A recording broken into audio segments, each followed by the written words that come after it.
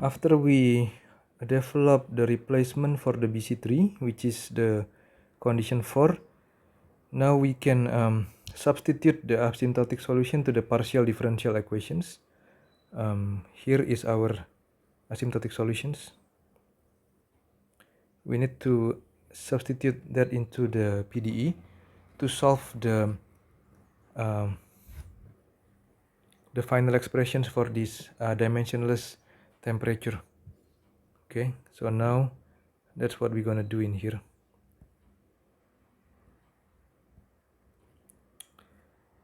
One minus d square der verdel dimensionless z c naught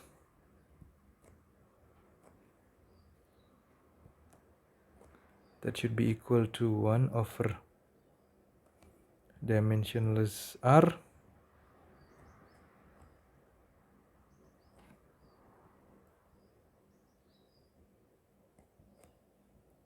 c naught dimensionless z 1 minus square der per del z, the derivative with respect to this of this term will be c naught, because the derivative of this will be 0. Okay, that will be equal to 1 over dimensionless r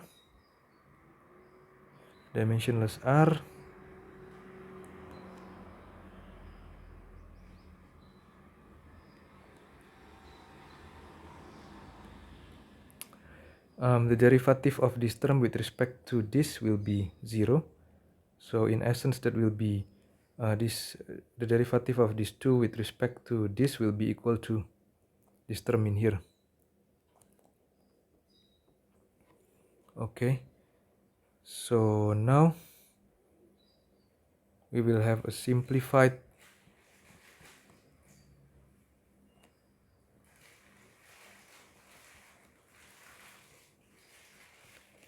expressions of the PDE.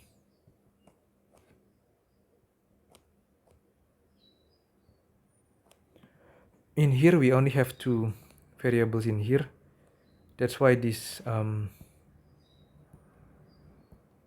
symbol in here can be changed into the symbol D. Okay, now we can integrate.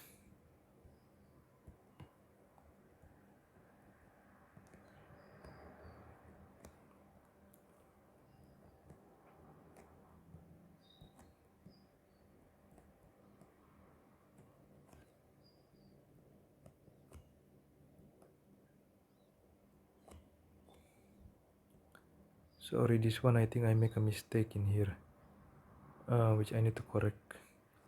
This should be square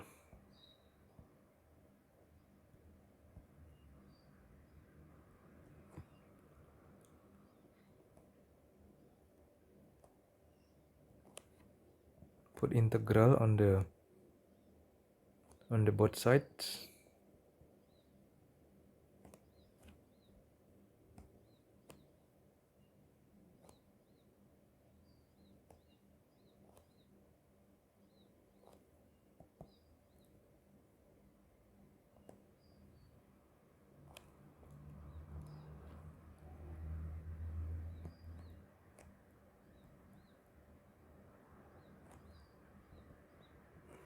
C naught 12 a square 1/4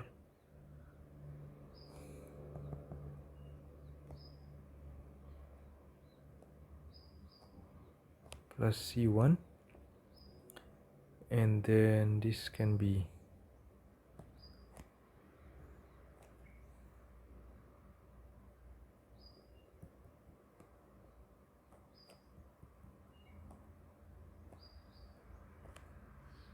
plus C1 divided by this,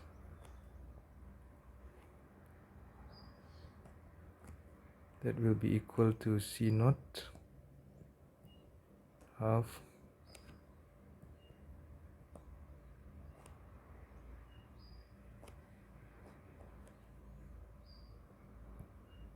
C1 over this dimensionless R. Then we can integrate this.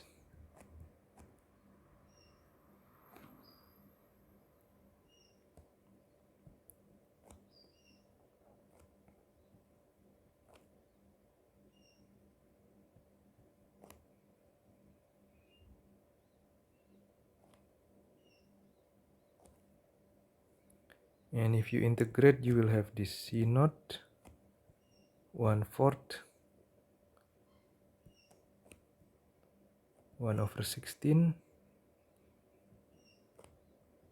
plus C1 ln dimensionless R plus C2. Then we can put this term into the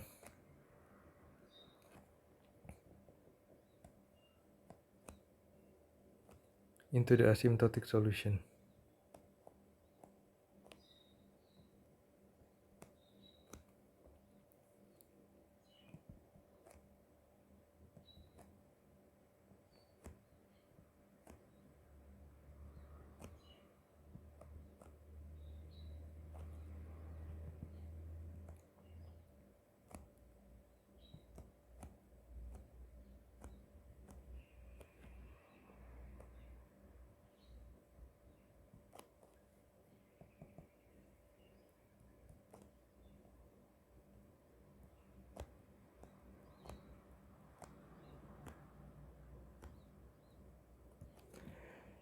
Now we have these expressions of the asymptotic solutions, and with the three constant that we need to use the boundary conditions 1, boundary condition 2, and condition 4. Before I go into these things, then you may ask us again, how can we have our approximation into these situations? In this particular scenario, the transfer phenomena is connecting the mathematics with the intuitions. This particular assumptions is not only coming from the intuitions, but also coming from the experimental evidence. So then in real situations, we can use a probe basically to measure the temperature along the radial directions. Okay, but it can also be coming with the intuitions, like assumptions. If you are one day you are becoming an expert, then you will have a sort of a gut feeling into the temperature that you basically will reconfirm later again using an experimental setup. So the transfer phenomena is not only a mathematical technique, but it has to be connected with the real physical situations of your system.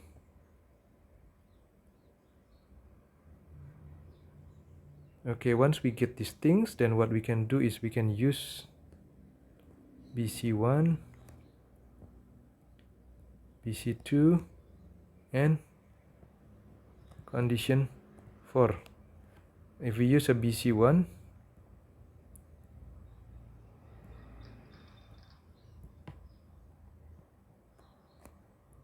at the dimensionless radial of 0, then your dimensionless temperature should be equal to finite. So it should not be infinite.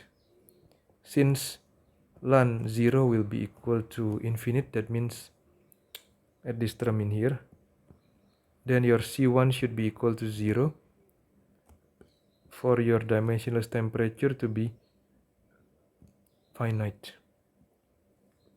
So your expression for this asymptotic solution will be simplified into this particular form.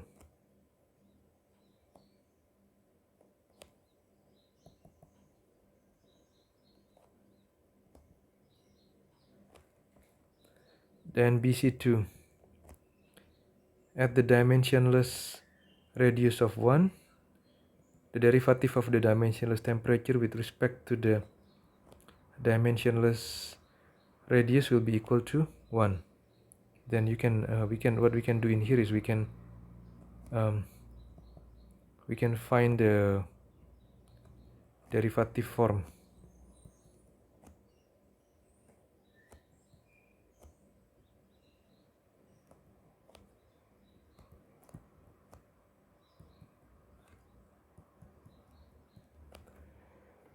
So we substitute this one into the left hand side, and then we put in 1 in here.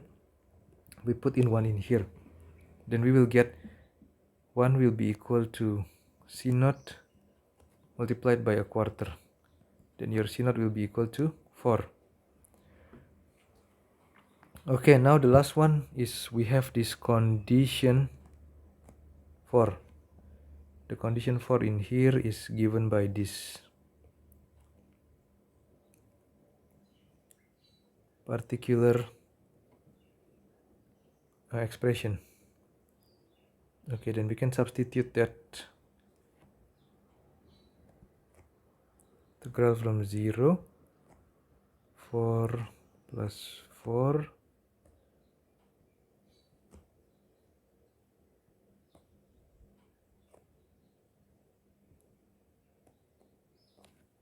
multiplied by 1 minus the dimensionless radius square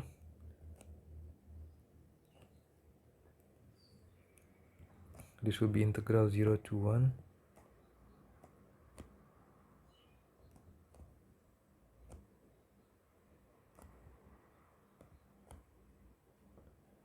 this multiplied by this. It's quite a long process.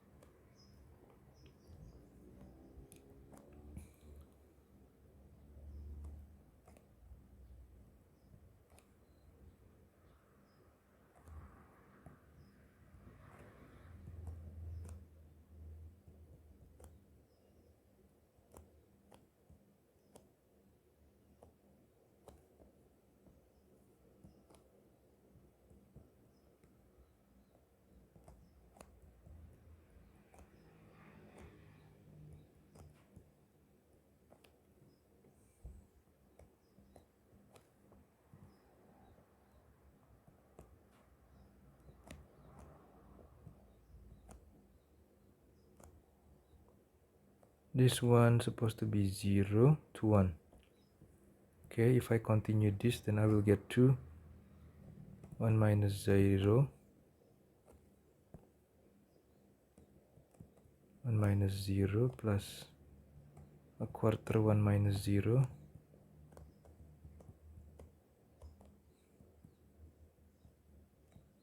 minus 0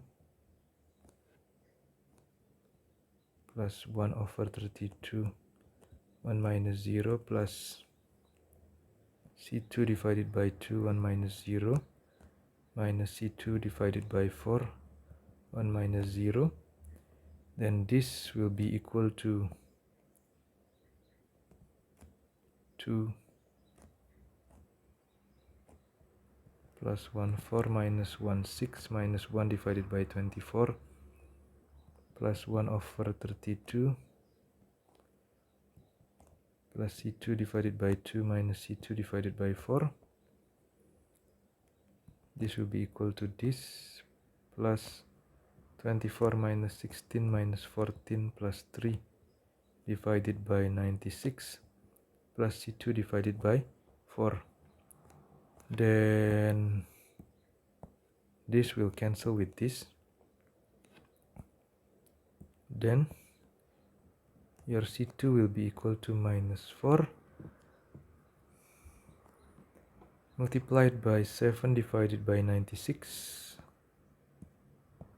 Then this one can be crossed with the bottom one to give 24.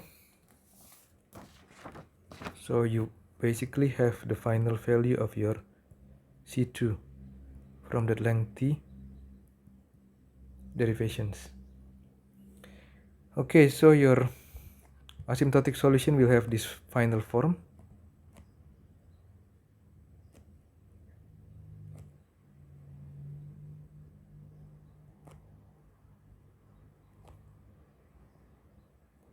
This asymptotic solution is exact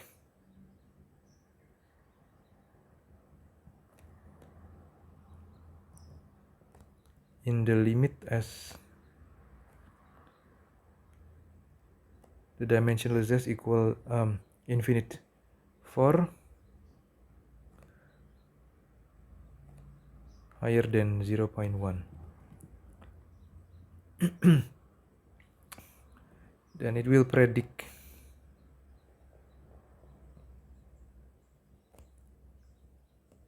the local value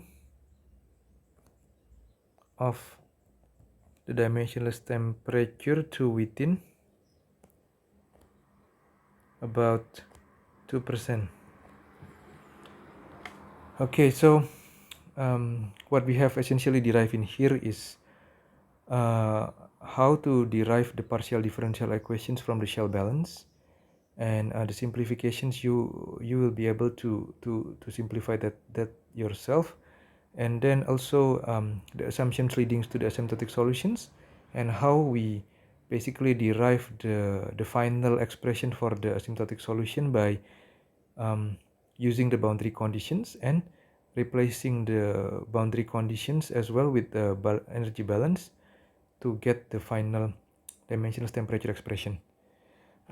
What I showed you in the note, but I did not derive in the video, will be you can derive two different types of average temperatures further.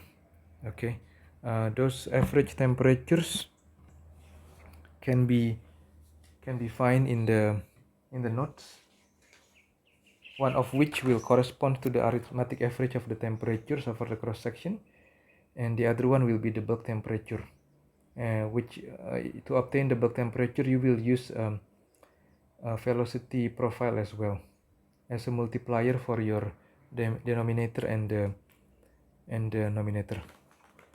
With that, I conclude my video for this week. Thank you for listening.